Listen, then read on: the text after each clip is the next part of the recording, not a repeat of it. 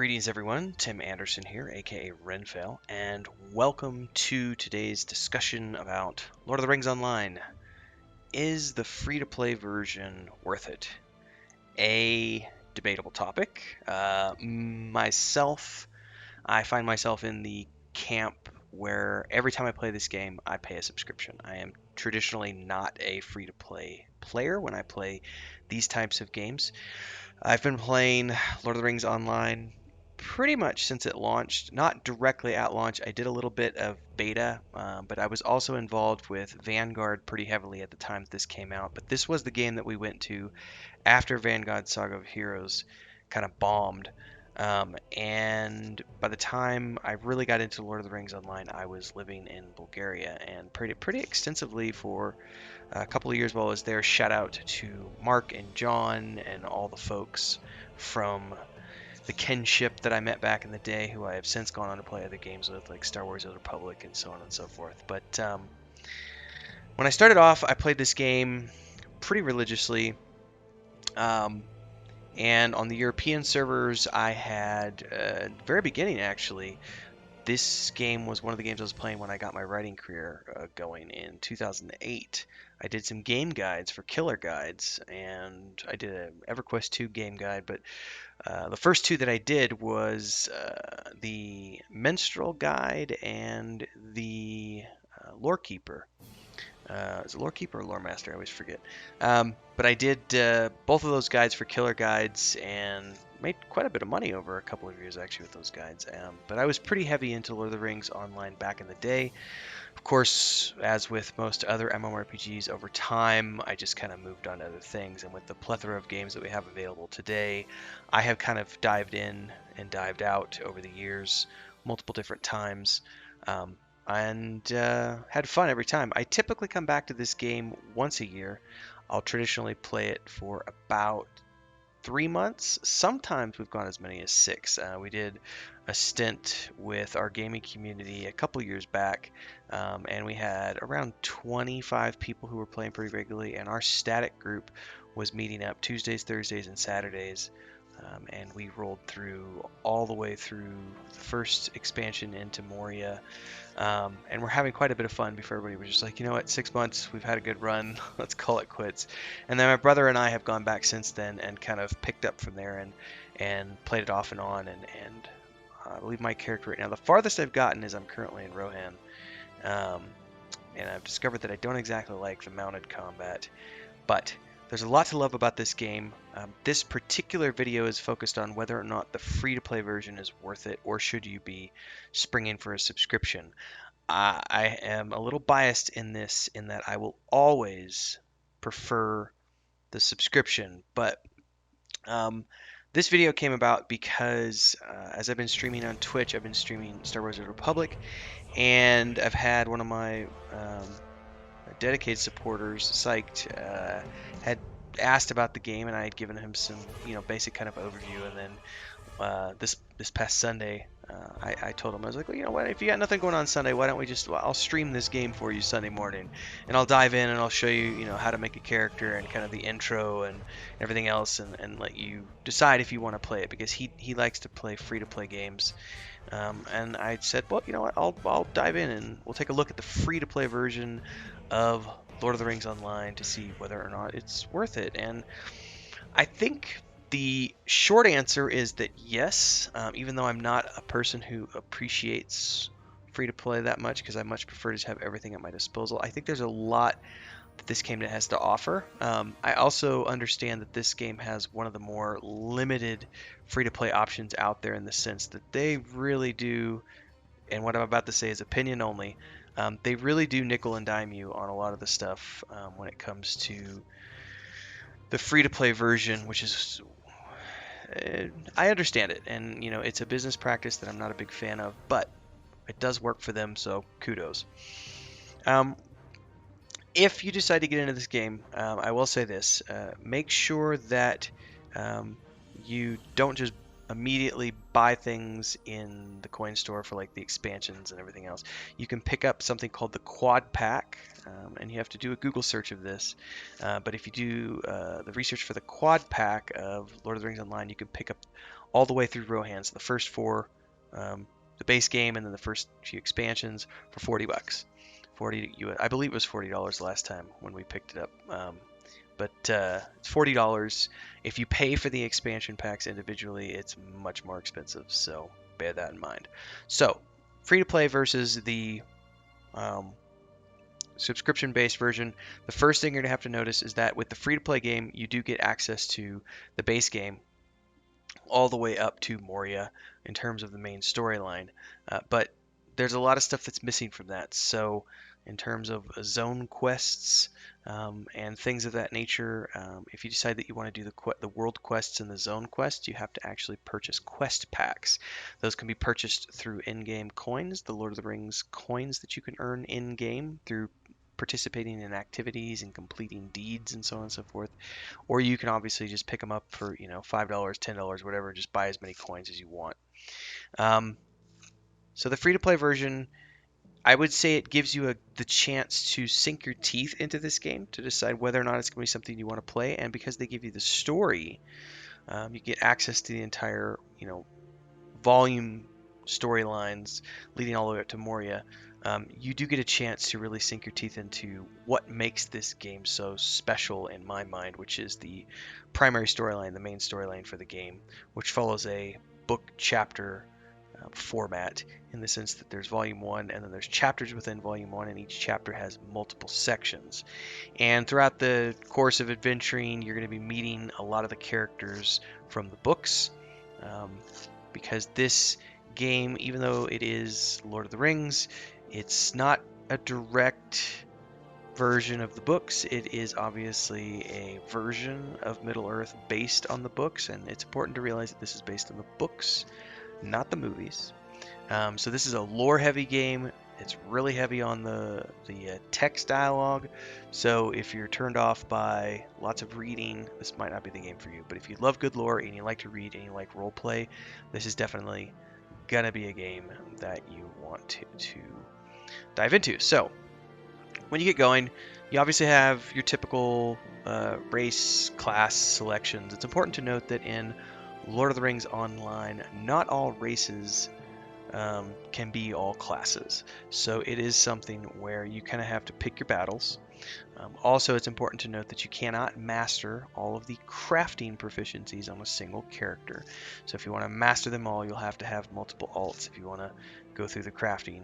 But the crafting in this game is amazing, especially when you get into cooking and farming, because farming is amazing and cooking is great. You can make pipeweed and have different ways you can blow smoke rings and have typical smoke rings, or you can have pipeweed that allows you to do like dragon smoke rings and other stuff, so you can pretend like you're Gandalf and Bilbo from the films having their smoke ring competition, and Gandalf blows a ship through the smoke ring. So there's a lot of fun stuff that can be done with the crafting system, and you can lose yourself in the crafting system if you're not careful. But going back to getting going, the races that you've got to choose from, are man, high elf, dwarf, stout axe, hobbit, elf, and Bjorning. Not all of these were available at launch, and they got added in over time. Some of these you have to pay for. They're not just included in the base game. So for example, the Bjorning you have to pay for it. The stout axe dwarf you have to pay for. And etc. Also, I believe the Rune Keeper as a class is something that you have to pay for. I already have it because I've also got access to the High Elf, which you have to pay for. But basically, those are the races and classes. You have Bjorning, Burglar, Captain, Champion, Guardian, Hunter, Loremaster, Minstrel, Rune Keeper, and Warden. They're all fun, all of them. But it is important to note that there are some limitations if you're coming from other fantasy RPGs. There's no real wizard in this game. The Lore Master is the closest you get to the wizard, but he's kind of like Gandalf in the sense that you've got a staff and a sword and a book, and you're not really. It's not all about spells. It's also about alchemy. So they kind of took the idea of Gandalf being this guy who also threw flasks of powder and etc. But the basic idea is that basically you're a Gandalf sort of version, a lesser version of Gandalf as you go through. The minstrel class is the healer, which is kind of like a bard that uses songs to heal. But it's there's a lot of fun classes in this game, um, and I think if you're someone who appreciates role play, that's where the real fun kicks in because this game has some pretty serious lore, and it starts when you're selecting the origin for your character. So you can go through, and in the case of the elf here, for example, with the elves, you can choose Linden, Lorien, Mirkwood, Rivendell, or Helond. And these are just cosmetic choices, but they also give you lore behind each one of those versions of elves. And this is important if you're going to decide to roll your character on one of the roleplay servers because of the fact that there are guilds who are really, really, really deep into the lore of Tolkien. And some of them speak Elvish, some of them speak Dwarvish. They expect you to have lore specific and lore appropriate names. So if you're going to go that route, pay attention to the background that they give these characters in the character creation process because it does help you in creating a role play um, specific character as you get going. For the purposes of showing the psych what was going on with this and to give him a preview, he was watching along as I played this. He likes hunter types, so I started a hunter character and we jumped right into the game, and I started showing him all of the basic ways that you can um, compare this game to, say, World of Warcraft, which he had played for 10 years. I know a lot of other people out there have played World of Warcraft, or Star Wars Galaxies, which is something he really likes, and that's something I've kind of been playing along with um, as he's been watching. Um, so if you've played other MMORPGs, you're going to find a lot of similarities here. The difference in this game, the differences, I should say, in this game come from the lore, the music, which is hands down, I think Lord of the Rings Online has the best music of any MMORPG that's ever been produced. Hands down, especially the taverns. You cannot beat the tavern music in Lord of the Rings Online. Um, the landscapes, they've done a really good job. I would say the character models are a little out of date because this is a game that came out, I'm gonna have to look that up real quick. It came out 10, 12 years ago. Um, but the character models are a little out of date, but when you look at it came out April 24th, 2007. Um, but the landscapes are really well done and have held up extremely well over the years, and they've done a good job of updating the game periodically. They did finally get a 64-bit client out, I want to say a year or two ago. Um, Even though it's not perfect, there are some performance issues that plague the game even to this date. And their servers are all US now, so players who are in the UK or in Europe or etc. are logging into US servers, which can cause a little bit of ping for people. It's not that big of a deal. But there is some hitching that happens occasionally. I will say that performance leaves something to be desired. If but it is still a damn fun game. And as you get going into this game, you're going to notice that there are a lot of different options to choose from in terms of what do you want to do with your gameplay. Do you want to focus on the world quests? Do you want to focus on the festivals? Do you want to focus on the book quests?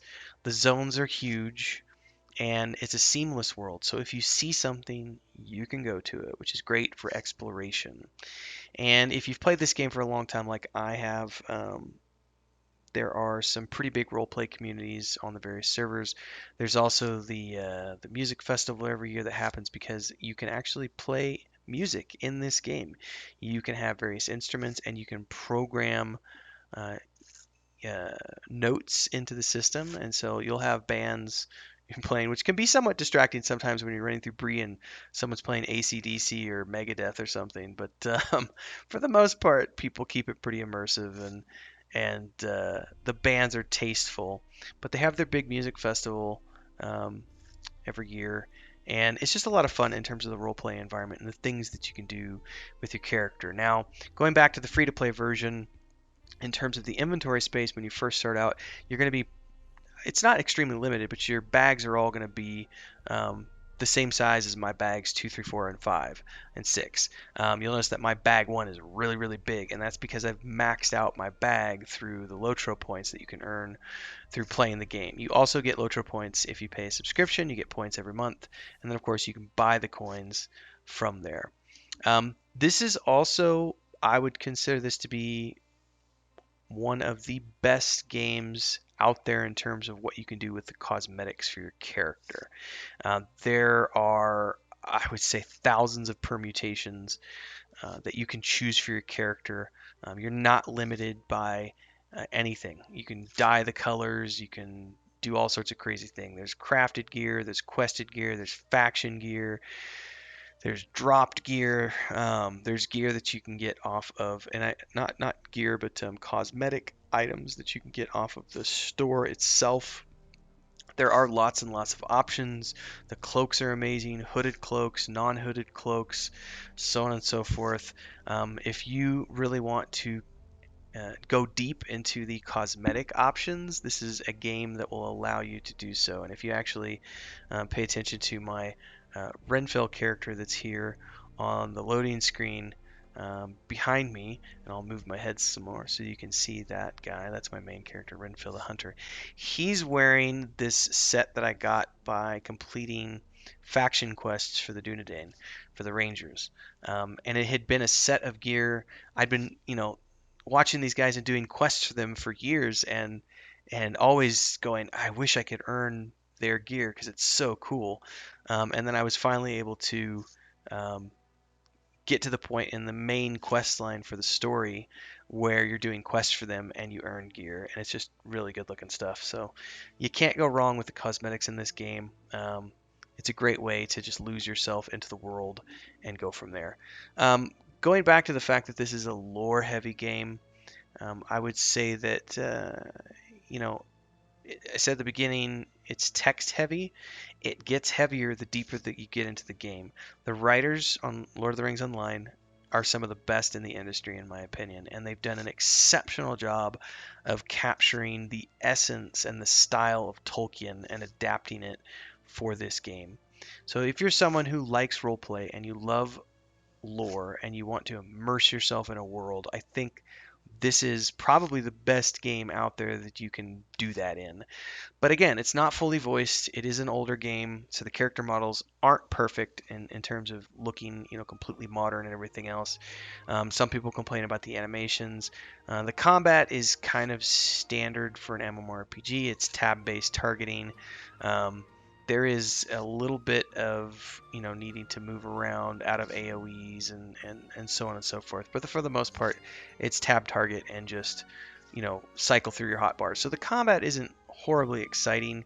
The exception to that would be fellowship maneuvers, which, if you remember heroic opportunities, I think is what they were called in EverQuest 2, but it's basically when you're in a group, you can trigger these special abilities where the group has to do combinations to trigger different things, whether it's a group-wide health buff or a huge damage dot or a huge DD on the target. So there is some strategy to it if you want to enhance the combat a little bit, but if you're just coming in to play solo, it's not a difficult game to play at all. It's very easy to get into. It's very intuitive. The quest lines lead you from one place to another in a very linear fashion, but you do have options because there are lots of zones to choose from. But the book quests kind of lead you to the zones that you're going to be going to in the first place, but you can go to other places if you want to as well, because there's other zones that have level appropriate content as you go through the game. So free-to-play version, like I said, I think it's a great way to get in. I think if you pick this game up and you just want to play it, I think you can easily get 3 or 4 months out of the free-to-play version, and just see if it's something that you like. You can earn the Lotro points by doing in-game quests and completing deeds in-game. Deeds are things like go out and kill 100 wolves in this zone, and you'll earn, like 10 points for that. So if you do those kinds of things, you get exploration points as well. You can earn enough points in-game to purchase quest packs and expansion packs and things of that nature. So if you just play the game for 3 or 4 months, you can get to the point where you can afford to to purchase the next expansion and see if you want to continue it into Moria and beyond. But I would highly recommend just buying a 3 month block. If you've gotten to the point where you've played it for 3 months and you really enjoy the game, it's totally worth the subscription. Because there's some really cool stuff that happens in some of the zones. And if you don't have the zone, if you haven't picked up the zone packs to do the quests in those zones, you can miss out on some stuff. There's one quest line in particular from the Troll Shaws, which I've loved ever since I discovered it years ago. You have to complete all these other quest chains to get to the point where the guy will give you the quest in the first place. But it's basically a quest that has you chasing Gollum through the forest in the middle of the night after he tried to steal some fish from this guy's house. And it's a very rewarding end to multiple quest hubs and working your way through this zone over multiple sessions, and then you get to confront Gollum face to face and feel your mortality. It's a pretty fun. It's probably one of my favorite quest chains in the game that I've uncovered to date. So I don't know. If I was you, and you got nothing else to do, and you're looking for a game that you can pick up for free and just sink your teeth into to see if you want to enjoy it or not, I would try out Lord of the Rings Online and see if it's for you. And if it is, you can pay a subscription. If not, play for free. Have some fun. Roll an elf, roll a hobbit, smoke some pipe weed in the Shire, meet Gandalf, meet Aragorn. Go have fun. Stay safe, everyone. Until the next time, safe gaming.